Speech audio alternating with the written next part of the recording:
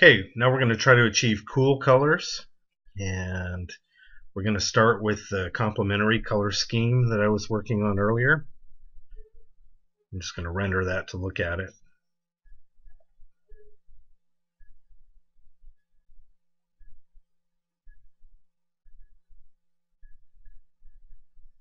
Okay, so first thing I always like to do is just move the sun around.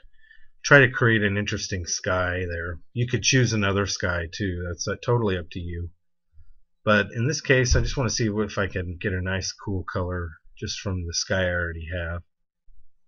And if you like to tinker with things and see what they do, then this is a perfect way to do it with the sun.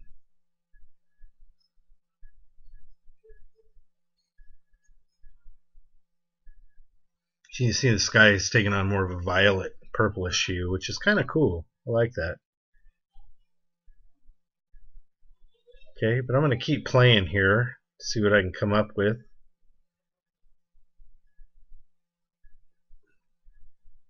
Those nice violet night skies are good too, but again, they silhouette the objects a little too much, so I'm going to keep going here.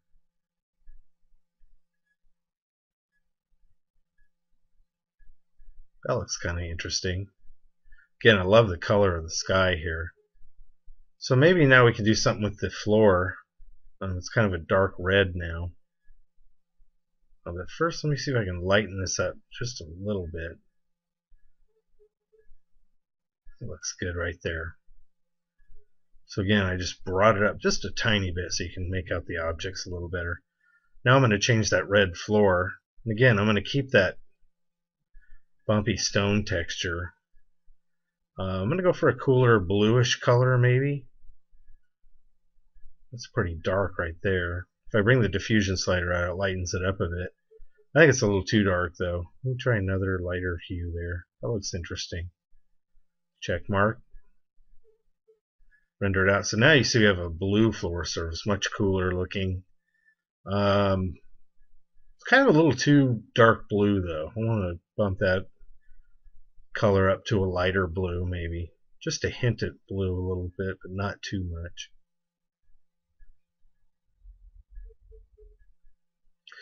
Maybe more of a sky blue, kind of like that. That looks kind of cool. So click there, render it out, and again, still a lot of blue, but I like the color a lot. Okay, next we'll tackle the building here. Again, I'm going to just try more of a bluish hue on it.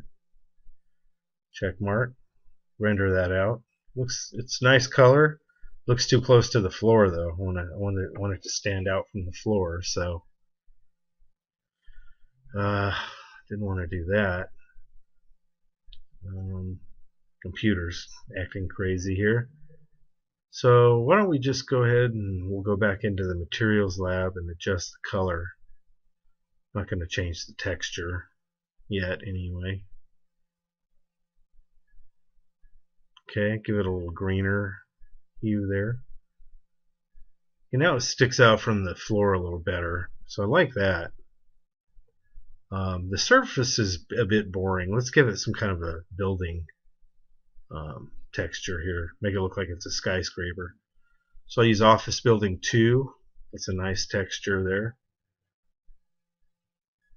Render it out. So now we have a skyscraper in there with our planet and our pyramid.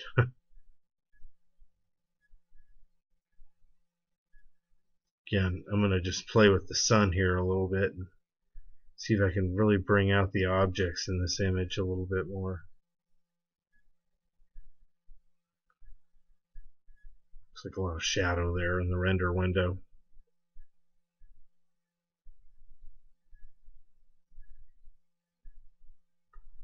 Okay, rendering that out. So got a nice cool hues going on there. Now up here I'm going to go to document setup before I save it out. And again, for each of these images you want to change the render resolution from 1 to 50%. Okay, so select 1 to 50 as your ratio.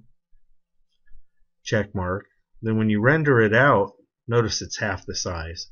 That's the image you're going to save out, that you're going to paste into your Word document. File, save if you want to save a working file. And then, of course, we want to save out the image as a JPEG. So File, Save Image As, 3- your last name, then cool to follow that.